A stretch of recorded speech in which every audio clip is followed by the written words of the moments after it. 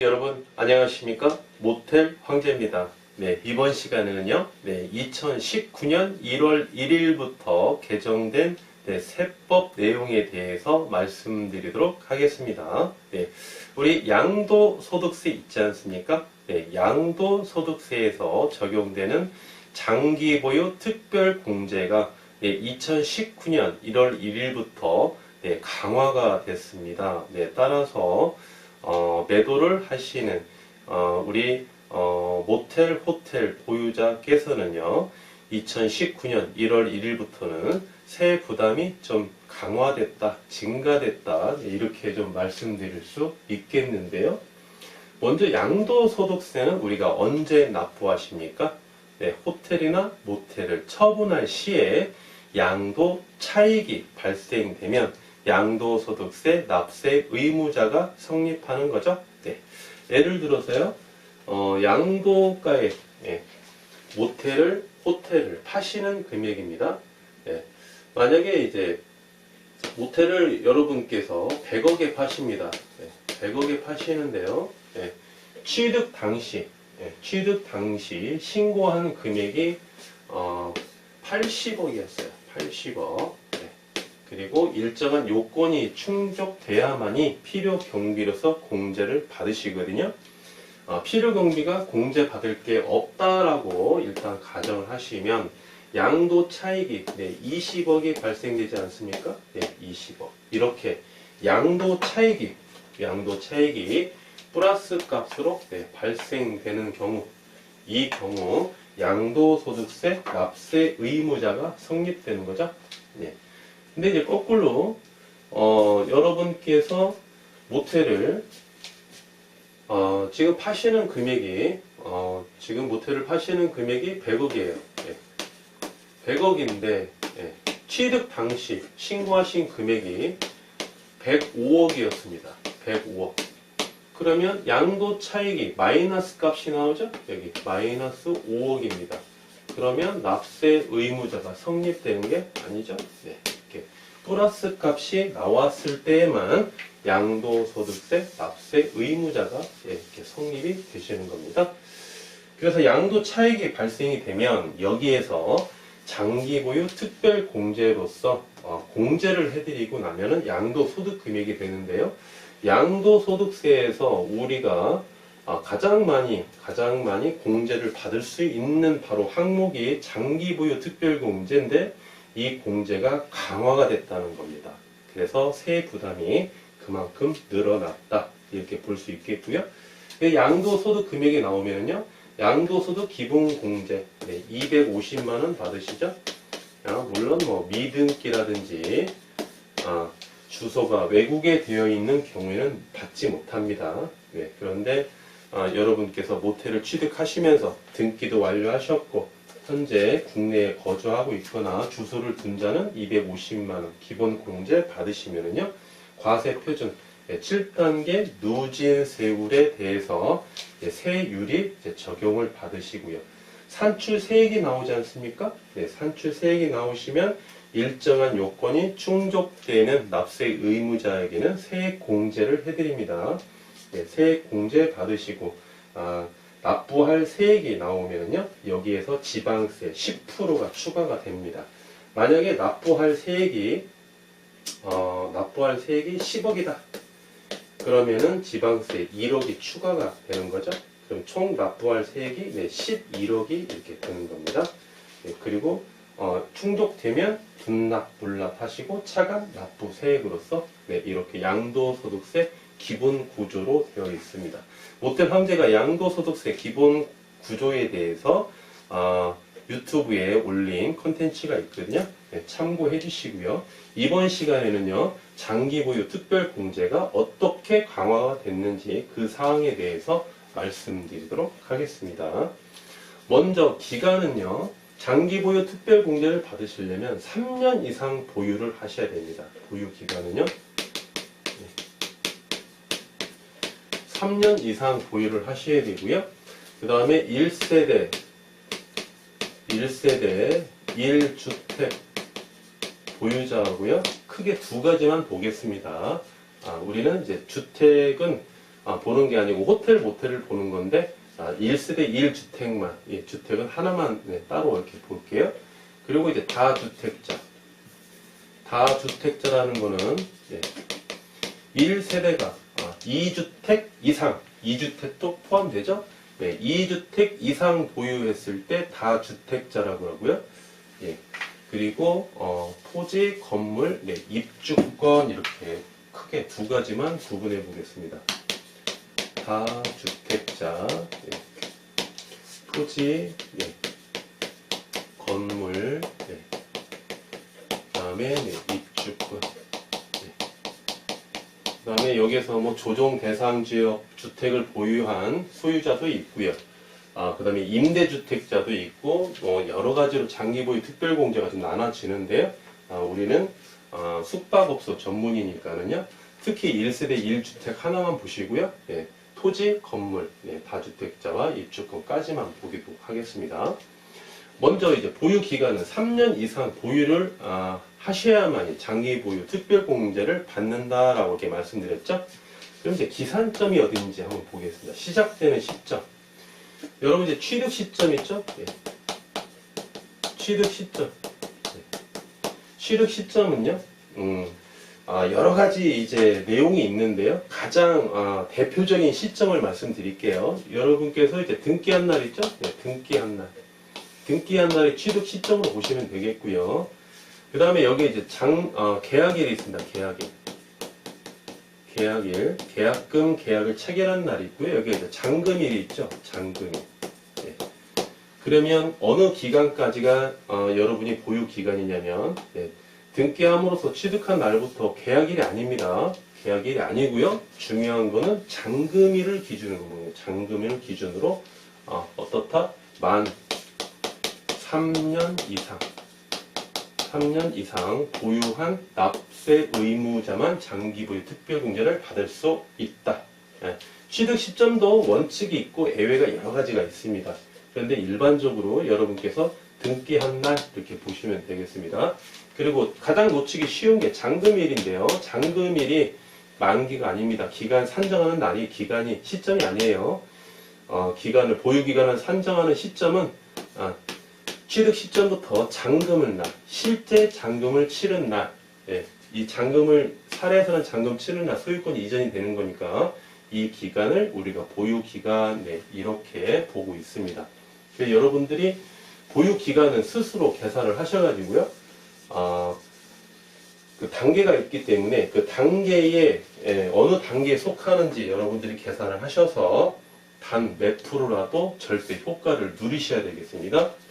3년 이상, 4년 미만, 그 다음에 4년 이상, 5년 미만, 5년 이상, 6년 미만, 6년 이상, 7년 미만, 7년 이상, 8년 미만, 8년 이상, 9년 미만, 9년 이상, 10년 미만, 10년 이상 이렇게 해서 총 몇 단계죠? 1, 2, 3, 4, 5, 6, 7, 8단계로 되어 있죠? 그래서 이제 2018년 기준으로 보시면요. 참고로 1세대 1주택자는요. 1세대 1주택자는 2018년이나 작년이나 2019년 올해는 변함이 없습니다. 변함이 없어요. 그래서 이제 3년에서 4년. 원래 이제 1세대 1주택은 원칙적으로 비과세죠. 1세대 1주택은 비과세인데 예외적으로 언제 납세 의무가 성립되죠? 모텔 실거래가가 9억을 초과하는 경우, 9억을 초과하는 경우, 그 9억을 초과하는 그 초과분 있죠? 초과분에 한해서는 납세 의무가 성립이 됩니다. 이렇게 성립이 됐을 때 기간을 보고 공제를 해주는 거죠. 그래서 1세대 1주택은요, 3년 이상, 4년 미만일 때는요, 24%를 공제를 24%. 양도 차익이 20억이면은요, 9억을 초과한 부분 있죠? 그러면은 11억이죠. 11억에 곱하기 24%. 이거를 공제하면 양도소득 금액이 나온다. 이렇게 보시면 되겠습니다. 그리고 4년에서 5년은요, 32%. 그렇죠? 5년에서 6년은 40%. 어떻습니까, 여러분? 1년마다 플러스 8%씩 이렇게 공제가 해드렸죠? 8%씩 플러스 8%씩 이렇게 공제를 해드렸습니다. 그렇게 해서 총 10년 이상 보유했을 때는요, 최대 80%까지 80%까지 이렇게 공제를 해드렸습니다. 그리고 올해 2019년도 변함이 없어요. 이 부분은 개정되지 않았습니다. 이제 문제는 다주택자, 토지 소유자, 건물 소유자, 입주권이죠. 호텔, 모텔 어떻습니까? 토지와 건물을 두 개를 여러분들이 보유하시는 거죠. 일반적으로요.